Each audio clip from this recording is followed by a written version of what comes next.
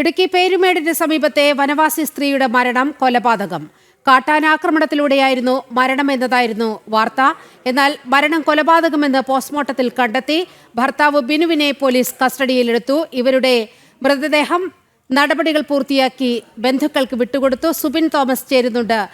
സുബിൻ, കാട്ടാന ആക്രമണത്തിൽ സീത കൊല്ലപ്പെട്ടു എന്നായിരുന്നു നേരത്തെ വാർത്തകൾ വന്നിരുന്നത്. പക്ഷേ ഡോക്ടർമാരുടെ സമയോചിതമായ ഇടപെടൽ, അവരുടെ ജാഗ്രതയാണ് ഇത് കൊടും ക്രൂരകൃത്യം, കൊടും കൊലപാതകം എന്നുള്ള തരത്തിലേക്ക് വാർത്ത വരാനിടയാക്കിയിരിക്കുന്നത്. വിവരങ്ങൾ. ഇന്ന് നടന്ന പോസ്റ്റ്മോർട്ടത്തിലാണ് ഇത്തരത്തിൽ ഈ പീരുമേട് പ്ലാക്കത്തടത്തിന് സമീപം വനത്തിനുള്ളിൽ കൊല്ലപ്പെട്ട സീതയുടേത് അത് ഒരു കൊലപാതകമാണ് എന്ന ഒരു നിലയിലേക്ക് കാര്യങ്ങൾ എത്തുന്നത്. പ്രധാനമായും ഇന്നലെ ഈ വാർത്ത പുറത്തു വരുമ്പോൾ സീത വനത്തിനുള്ളിൽ വനവിഭവങ്ങൾ ശേഖരിക്കാൻ കുടുംബത്തോടൊപ്പം പോയപ്പോൾ കാട്ടാന ആക്രമിച്ച് കൊലപ്പെടുത്തുകയായിരുന്നു എന്നുള്ളതാണ് ആദ്യഘട്ടത്തിൽ പുറത്തു വന്നിരുന്ന വാർത്ത. ഈ കൂടെ ഉണ്ടായിരുന്ന ഭർത്താവ് അത്തരത്തിലാണ് മൊഴി നൽകിയിരുന്നത്. എന്നാൽ അതിനുശേഷം പ്രാഥമികമായി തന്നെ ഈ ഡോക്ടർമാർക്ക് തോന്നിയ സംശയമാണ് ഇത്തരത്തിൽ ഒരു ക്രൂരമായ കൊലപാതകത്തിന്റെ ചുരുളഴിച്ചത്. പ്രധാനമായും കാട്ടാന ആക്രമണത്തിൽ ഏൽക്കുന്ന പരിക്കുകളൊന്നും തന്നെ സീതയുടെ ശരീരത്തിൽ ഉണ്ടായിരുന്നില്ല എന്നുള്ളതാണ് ഈ ഒരു സംശയത്തിന് വഴിവെച്ചത്. ഇതിനുശേഷം ഇന്ന് പോസ്റ്റ്മോർട്ടത്തിൽ അക്കാര്യങ്ങൾ വ്യക്തമാകുകയും ചെയ്തു. പ്രധാനമായും തലയ്ക്കേറ്റ പരിക്കുകൾ, പ്രധാനമായും 3 പരിക്കുകളാണ് തലയ്ക്കുണ്ടായിരുന്നത്. അതായത് തലയുടെ ഇരുവശങ്ങളിലും അതുപോലെ തന്നെ പിൻവശത്തും പരിക്കുകൾ ഉണ്ടായിരുന്നു. ആ പരിക്ക് ഇത്തരത്തിൽ ശക്തമായി ഇടിപ്പിച്ചതിന്റെ, അതായത് പരിക്കൻ പ്രതലത്തിൽ ശക്തമായി ഇടിപ്പിച്ചതിന്റെ ഫലമായി ഉണ്ടായ പരിക്കുകളാണ് എന്നുള്ളതാണ് പ്രധാനമായും കണ്ടെത്തിയത്. മരണത്തിലേക്ക് നയിച്ചതും ഇത് തന്നെയാണ്. ക്രൂരമായ ആക്രമണം ഈ വനത്തിനുള്ളിൽ വെച്ച് ഈ സീത ഏൽക്കേണ്ടി വന്നിട്ടുണ്ട് എന്നുള്ളതാണ് ഈ നമുക്ക് ഡോക്ടറുമായി സംസാരിച്ചപ്പോൾ മനസ്സിലാക്കാൻ സാധിച്ചത്. ഈ ഒരു ശരീരമാസകലം മുറിവുകൾ ഉണ്ടായിരുന്നത്, അതായത് ഇഞ്ചുറി അകത്താണ്, ശരീരത്തിനുള്ളിലാണ് ഈ ഒരു മുറിവുകളെല്ലാം തന്നെ ഉണ്ടായിരുന്നത്. ക്രൂരമായ മർദ്ദനം അവർ ഏറ്റിരുന്നു. അതായത് വലിച്ചിഴച്ചതിന്റെയും ഈ ശ്വാസം മുട്ടിച്ചതിന്റെയും എല്ലാം തെളിവുകൾ ഈ ഒരു പോസ്റ്റ്മോർട്ടത്തിൽ നിന്ന് കണ്ടെത്താൻ സാധിച്ചിട്ടുണ്ട്. പ്രധാനമായും ഈ തല മരത്തിലിടിപ്പിച്ചാണ്, 2 വശത്തേക്കും മരത്തിലിടിപ്പിച്ചാണ് ഈ ഒരു ക്ഷതമുണ്ടായിട്ടുള്ളത് എന്നുള്ളതാണ് മനസ്സിലാക്കാൻ സാധിക്കുന്നത്. കൂടാതെ തലയുടെ പിന്നിലും പരിക്കുണ്ട്. അത് ഏകദേശം ഈ ആക്രമണത്തിന് ശേഷം ഏകദേശം 3 അടിയോളം താഴ്ചയിലേക്ക് ഇവർ വീണിട്ടുണ്ട്. അത് പാറയ്ക്ക് മുകളിലേക്കാണ് വീണിട്ടുള്ളത് എന്നുള്ള നിഗമനം. ഇപ്പോൾ കോട്ടയം DFO രാജേഷ് കൂടി നമ്മോടൊപ്പം ചേരുകയാണ്. ശ്രീ രാജേഷ്, ഈ സീത മരിച്ചത് കാട്ടാന ആക്രമണത്തിലാണ് എന്നായിരുന്നു ഈ ഭർത്താവ് മാധ്യമങ്ങളോട് പറഞ്ഞിരുന്നത്. ആ രീതിയിലാണ് വാർത്തകളൊക്കെ നൽകിയതും. പക്ഷേ ഭർത്താവിന്റെ അതിക്രൂര മർദ്ദനത്തിന് ഇരയായാണ് സീത വനത്തിനകത്ത് വെച്ച് കൊല്ലപ്പെട്ടു എന്നുള്ള വിവരങ്ങൾ പുറത്തു വരുന്നത്. എങ്ങനെയാണ് ഈ വാർത്തയോട് താങ്കൾ പ്രതികരിക്കുന്നത്? വനം വകുപ്പിന് ഇക്കാര്യത്തിൽ ഇങ്ങനെ തന്നെ സംശയങ്ങൾ ഉണ്ടായിരുന്നു. കാരണം ഈ ശ്രീ ബിനു എന്ന് പറയുന്ന ഈ സീതയുടെ ഭർത്താവ് ആദ്യം ഈ വിവരം വിളിച്ചറിയിച്ചിരുന്നത് വനംവകുപ്പ് ഉദ്യോഗസ്ഥരെയാണ്. വനംവകുപ്പ് മുറിഞ്ഞപുഴ ഫോറസ്റ്റ് സ്റ്റേഷൻ ജീവനക്കാരാണ് സംഭവ സ്ഥലത്ത് ആദ്യം എത്തുന്നത്.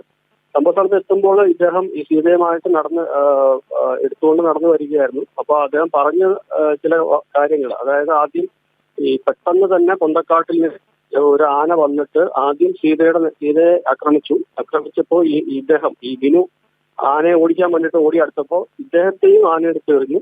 എന്നിട്ട് ഇദ്ദേഹത്തെ എടുത്തെറിഞ്ഞിട്ട് വീണ്ടും ഈ ആന സീതയുടെ അടുത്തേക്ക് വീണ്ടും ചെന്ന് ആക്രമിച്ചു. അങ്ങനെ സീത ആക്രമിക്കപ്പെട്ടതിന് ആനയെ ഓടിച്ചു വിട്ടതിന് ശേഷം ഇയാൾ കുറച്ചു ദൂരം സീതയുമായിട്ട് നടന്നു. അതിനുശേഷം പെട്ടെന്ന് സീത വീണു. അങ്ങനെ സീത എടുത്തു വരുമ്പോഴാണ് നമ്മൾ ജീപ്പ് ചെല്ലുന്ന ഭാഗത്ത് നിന്ന് 2 കിലോമീറ്റർ ഉള്ളിലാണ് സംഭവം നടക്കുന്നത്. അങ്ങനെ ജീവനക്കാർ പെട്ടെന്ന് തന്നെ ഈ സീതയെ ആശുപത്രിയിലേക്ക് എത്തിക്കുമ്പോഴേ തന്നെ മരണം സ്ഥിരീകരിച്ചിരുന്നു. അപ്പോൾ ഈ ജീവനക്കാർക്ക് അപ്പോൾ തന്നെ ഈ സീതയുടെ ശരീരത്തിലുള്ള മുറിവുകളെല്ലാം കണ്ടതിൽ അങ്ങനെ പ്രത്യക്ഷത്തിൽ വലിയ മുറിവുകളൊന്നും കണ്ടില്ല. മാത്രമല്ല ഈ ആന എടുത്തെറിഞ്ഞിരുന്നു എന്ന് പറഞ്ഞ ഈ പറയുന്ന ബിനു എന്ന വ്യക്തിയുടെ ദേഹത്താണെങ്കിലും യാതൊരുവിധ പരിക്കുകളും ഇല്ലായിരുന്നു. അപ്പൊ ഈ കാര്യങ്ങളെല്ലാം എന്നെ അറിയിച്ചതിനെ തുടർന്ന് ഞാൻ ഈ ബിനുവിന് വിദഗ്ധമായിട്ടുള്ള വൈദ്യപരിശോധന നടത്തുവാനായിട്ട് നിർദ്ദേശിച്ചു ജീവനക്കാരോട്. അപ്രകാരം ഈ ആദ്യം കാഞ്ഞിരപ്പള്ളിയിലും പിന്നെ തുടർന്ന് കോട്ടയം മെഡിക്കൽ കോളേജിൽ എത്തിച്ച് എക്സ്റേ അടക്കമുള്ള പരിശോധനകൾ നടത്തിയതിൽ ബിനുവിന്റെ ദേഹത്ത് യാതൊരു പരിക്കുകളും ഇല്ല എന്നുള്ളത് ഇന്നലെ ഏകദേശം ഒരു 8-9 മണിയോട് കൂടി തന്നെ ഞങ്ങൾക്ക് വിവരം കിട്ടി. അതോടുകൂടി തന്നെ ഞങ്ങൾക്ക് ഏതാണ്ട് സംശയം ബലപ്പെട്ടു. അന്നേരം ഇൻക്വസ്റ്റ്, ഞാൻ പീരുമേട് ഹോസ്പിറ്റലിൽ, താലൂക്ക് ഹോസ്പിറ്റലിൽ ഉണ്ടായിരുന്നു. അവിടെ പീരുമേട് ഡിവൈഎസ്പി ഉണ്ടായിരുന്നു. ഡിവൈഎസ്പിയുടെ അക്കാര്യം ഈ എല്ലാ കാര്യങ്ങളും ഞാൻ വിശദമായിട്ട് പറഞ്ഞു. ഇൻക്വസ്റ്റിലും അതുപോലെ തന്നെ തുടർ പോസ്റ്റ്മോർട്ടത്തിലും ഈ കാര്യങ്ങളെല്ലാം വിശദമായി പരിശോധിക്കണമെന്ന് ഞാൻ ആവശ്യപ്പെട്ടിരുന്നു. ഈ ഇദ്ദേഹത്തിന്റെ ഈ ഭർത്താവിന്റെ ശരീരത്തിലും വേറെ പരിക്കുകളൊന്നുമില്ലെന്ന് ഉറപ്പിച്ചതിനെ തുടർന്ന് ഞങ്ങൾ ഇന്ന് രാവിലെ തന്നെ പോസ്റ്റ്മോർട്ടം നടത്തുന്ന ഡോക്ടറെ ഇക്കാര്യം അറിയിച്ചു. അപ്പോൾ തന്നെ പോസ്റ്റ്മോർട്ടം പരിശോധനകളിൽ ഇക്കാര്യം കൃത്യമായി നോക്കുമെന്നും പ്രാഥമിക പരിശോധനയിൽ തന്നെ അദ്ദേഹത്തിന് സംശയമുണ്ടെന്നുള്ള ഒരു ഇതുണ്ടായിരുന്നു. അപ്രകാരം തന്നെ ഈ പോസ്റ്റ്മോർട്ടം നടപടികൾ നമ്മുടെ സംശയങ്ങളെ എല്ലാം തന്നെ ബലപ്പെടുത്തുന്ന രീതിയിൽ ആയിരുന്നു, സാധൂകരിക്കുന്ന രീതിയിൽ ഫലം വന്നിരിക്കുകയാണ്.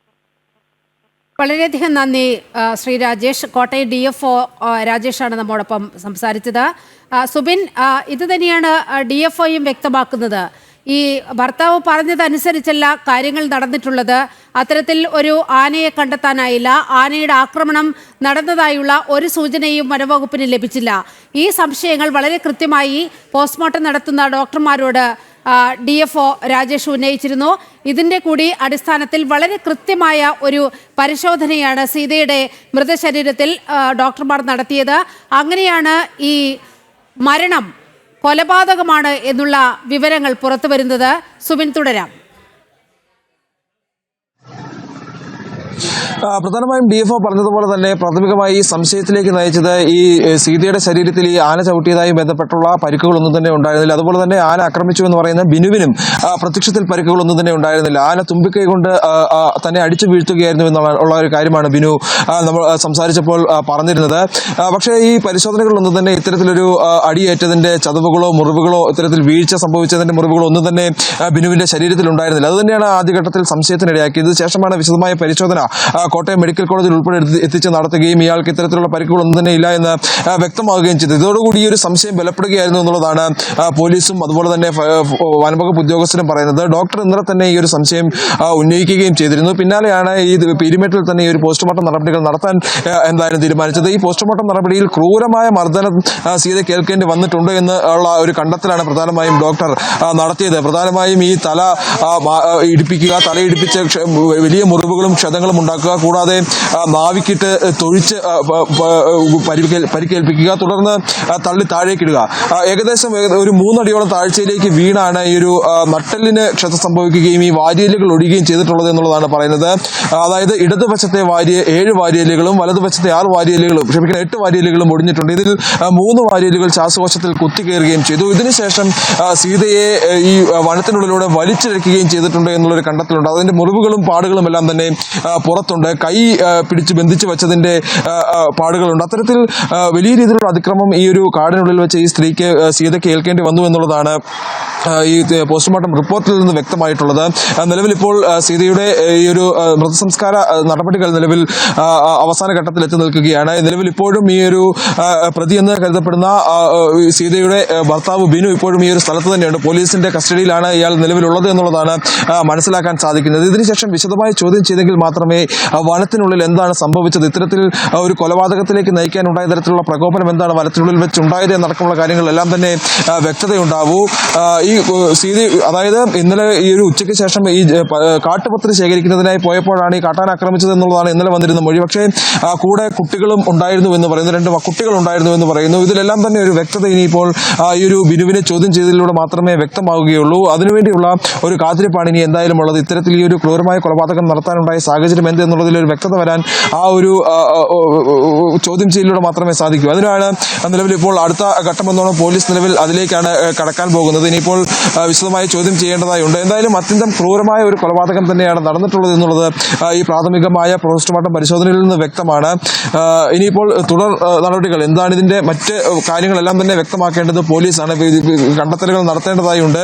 ആ കണ്ടെത്തലുകൾ പ്രകാരം ഈ കൊലപാതകത്തിന്റെ കാരണം എന്ത് എന്നുള്ളതും വ്യക്തമാകേണ്ടതായുണ്ട്. നീലിമ. ശരി, സുബിനാണ് ഈ ക്രൂരമായ കൊലപാതകത്തിന്റെ വിശദാംശങ്ങൾ പങ്കുവച്ചത്.